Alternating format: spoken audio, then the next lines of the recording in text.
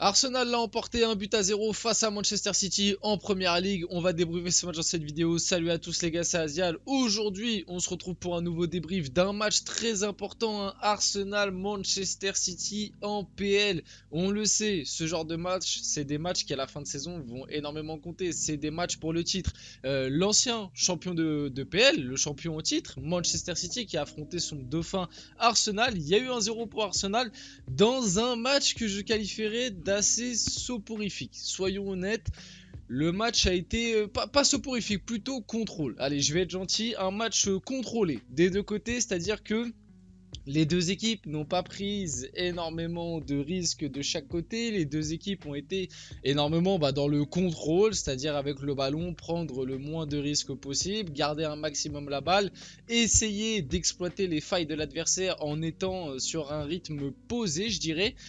Finalement, un match où il n'y a pas eu tant d'occasions et de situations que ça, quand on sait que les Manchester City Arsenal de l'année dernière étaient assez explosifs, il y avait souvent pas mal de buts et tout, ça donnait des beaux matchs. Là, c'était un match, ouais, plus dans le contrôle. Bref, on va voir tout ça dans cette vidéo. Avant que la vidéo commence, avant qu'on rentre dans le vif du sujet, n'hésitez pas à liker, commenter, partager, vous abonner pour le référencement, ça fait toujours plaisir, c'est ça qui fait grandir la chaîne, donc je vous invite à le faire si vous voulez m'aider, et je vous en remercie si vous le faites. Du coup, Arsenal qui s'est imposé 1-0, but de Martinelli à la 87e minute de jeu. On va voir tout ça. Avant, quand même, parlons un petit peu du match dans son ensemble. Comme je l'ai dit, soporifique, c'est peut-être un petit peu méchant, plus dans le contrôle. Et cela se traduit un petit peu par certaines statistiques, notamment la possession de balle. C'est du 49-51%. 51% pour City, 49% pour Arsenal. Au niveau des tirs, Arsenal a bien plus tiré, 12 tirs. Côté City, seulement 4 petits tirs, et on va en reparler. City offensivement quand même, voilà, notamment un certain Cyborg. Depuis le début de la saison, il y a quand même pas mal de choses à dire. Je trouve quand même le fameux Cyborg, quand c'est les Mbappé, les Vinicius, etc., dès qu'ils sont un petit peu mauvais, on tape vite dessus. Haaland, depuis le début de la saison, c'est vrai que c'est pas ouf, voire même c'est assez mauvais, que ce soit en termes de statistiques. Et ouais, dans le jeu, déjà que l'année dernière, dans le jeu avec Manchester City, c'était pas toujours la folie. Mais alors, cette année, j'ai l'impression que c'est encore pire que l'année dernière. C'est-à-dire que dans le jeu, il ne sert quasiment à rien, honnêtement. Et c'est pas être méchant que de dire ça. Bref, mais au niveau des tirs cadrés, il y a 2 tirs pour Arsenal cadrés et 1 tir pour Manchester City. Donc vous le voyez bien avec ces petites stats que je vous donne que le match a été très serré, voire assez cadenassé, j'ai envie de dire. Quand même, fait important à noter que au début de match, là on est au tout début de match, Manchester City a eu 2 grosses occasions. Du coup sur les 4 tirs, il y en a quand même 2 dans la même occasion. Ce tir de Nathan Ake, honnêtement, ça doit faire but. Je vais pas mentir, là, normalement, ça doit faire but. Nathan Ake, en plus, quand on va voir ce qui s'est passé un petit peu juste après sur le but de Martinelli, il a du sang sur les mains sur ce match-là, honnêtement. Entre cette occasion plus ce qui se passe après, il a un petit peu du sang sur les mains. Et là, il y avait eu une tête de Gvardiol qui est sauvée sur la ligne par Declan Rice. Donc voilà, globalement, qui a dominé honnêtement, ça a été kiff-kiff dans la première mi-temps et dans la deuxième. Ouais, je dirais quand même, les 10-15 premières minutes ont été plus côté City, un petit peu plus entreprenant. Arsenal laissait un peu plus le ballon à City. Arsenal a été un petit peu plus dominant et avec le ballon et dans les occasions sur le reste de la première mi-temps. En deuxième mi-temps, pareil, c'était voilà, il y avait, chacun a eu ses petites périodes. City avait un peu plus la balle et un peu plus protagoniste pendant 5-10 minutes, puis après ça passait à Arsenal. C'était un match honnêtement très équilibré, très fermé, qui moi honnêtement je voyais le 0-0 à plein nez. Et je vous dis la vérité, comme je vous ai sorti quelques stats, il n'y a quasiment pas eu de tir, ou en tout cas pas eu de tir cadré et dangereux, mis à part du coup ces 2 petites occasions City début de match. Il y a eu un moment aussi, une petite situation pour Arsenal, mais sur un corner, mais vraiment des grosses situations dangereuses, des face à face et tout, il y a quasi pas eu. Donc moi je pensais que ça allait finir sur un 0-0 et finalement le 0-0 aurait été un plutôt bon résultat pour Manchester City. Vite fait, parlons de ça quand même. Parlons de ça, Kovacic, ça valait un carton rouge ce tag de Kovacic, sachant que sur ça là, voilà. Pour moi, bien évidemment que ça mérite rouge. Kovacic ne doit jamais finir le match. Et ça, c'est un truc aussi, on va en parler vite fait. Ça me permet de faire un petit débat. Mais dès que Rodri n'est pas là dans cette équipe de Manchester City, tu vois quand même pas mal de lacunes, notamment au milieu de terrain. Kovacic, depuis qu'il est arrivé à City, moi personnellement je trouve que c'est très compliqué. Là, Bernardo Silva aujourd'hui évolue au milieu de terrain.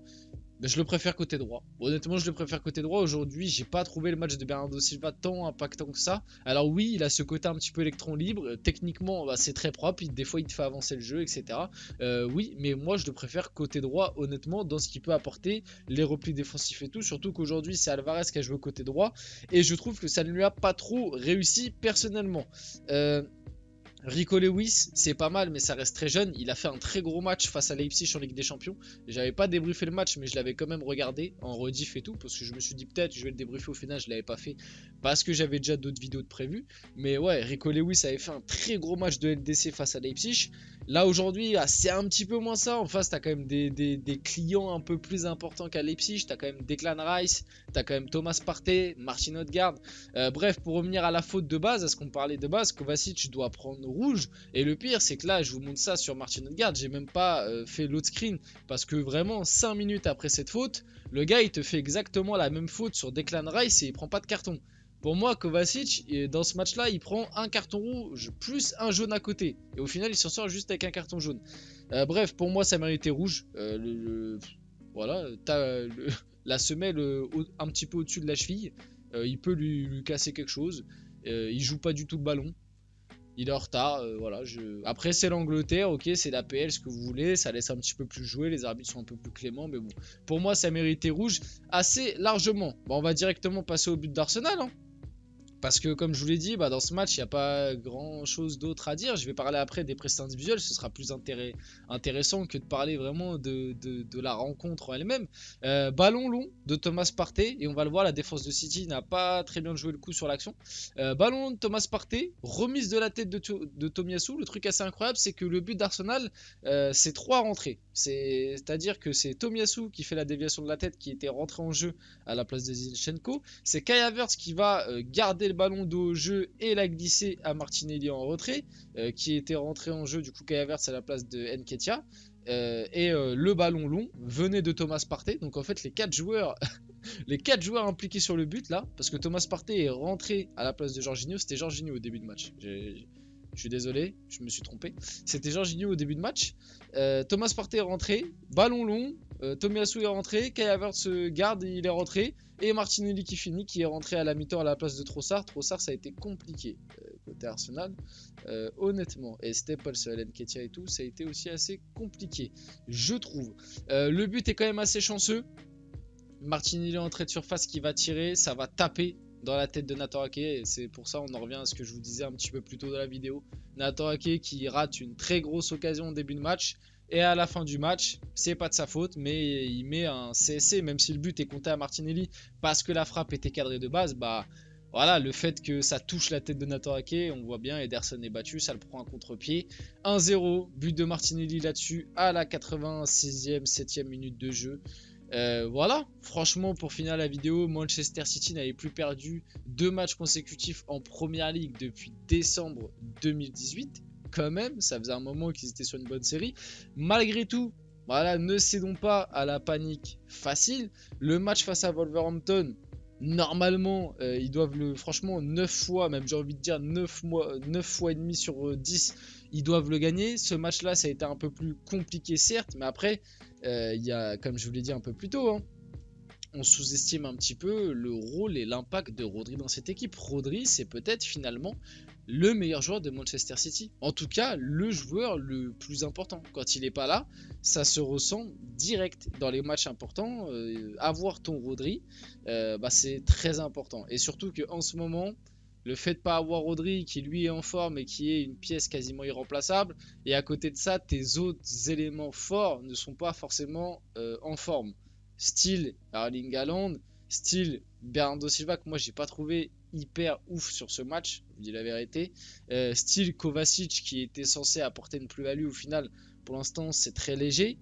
Et style de base le remplaçant de Rodri dans la hiérarchie, c'est Calvin Phillips qui voilà, c'est un poids mort de l'effectif de Manchester City à l'heure actuelle. Donc bon, faut pas être alarmiste non plus côté City. Mais voilà, sans Rodri, tu te rends compte que tu as quand même des difficultés. Tu étais sur un quasi sans faute. Là, tu perds 2 matchs d'affilée en PL et en plus, tu t'es fait éliminer en Carabao Cup contre Newcastle. Voilà, ça commence. Attention, 3 défaites sur les 4 derniers matchs. Attention quand même. Arsenal n'avait plus battu Manchester City en Première Ligue depuis 2015. Donc voilà, les Gunners qui reviennent dans la course. Et puis les Gunners qui voilà, ont pris leur revanche par rapport à l'année dernière. Cette année, le championnat va peut-être être un peu plus disputé. Là, pour rappel, à l'heure où on se parle, si je me trompe pas, je vais quand même aller vérifier. Mais ouais, à l'heure où on se parle, c'est Tottenham qui est premier de PL, égalité avec Arsenal du coup. 20 points les deux et City passe 3ème avec 18 points. Donc la PL avec cette victoire d'Arsenal est totalement relancée. Quel match monstrueux de William Saliba, il a remporté 100% de ses duels et a réussi 97% de passes face à City. Il n'a pas commis une seule faute et n'a pas été dribblé. On finit vite fait la vidéo là-dessus. En plus, j'ai pas compris, officiel William Saliba est forfait pour le rassemblement de l'équipe de France. Il a fait un match de patron. Il a pocket Erling Haaland, ce qui en ce moment n'est pas hyper compliqué parce que j'ai l'impression tout le monde pocket Erling Haaland. Pourtant, voilà, c'est même pas de l'acharnement ou taper sur Haaland pour taper sur Haaland, hein, mais Haaland en ce moment c'est compliqué, c'est très compliqué. Il est, en plus j'ai vu une info comme quoi passer que ça s'était un petit peu embrouillé en fin de match avec le staff d'Arsenal de son côté. Ouais, tu sens qu'en ce moment Haaland il est pas bien. Et, ouais, sa perf individuelle aujourd'hui, c'est pas ouf. Parlons un peu d'Arsenal quand même.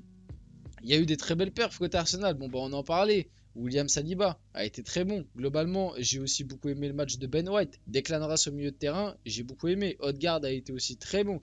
Là où j'ai un souci avec Arsenal, sur le match d'aujourd'hui, c'est plus devant.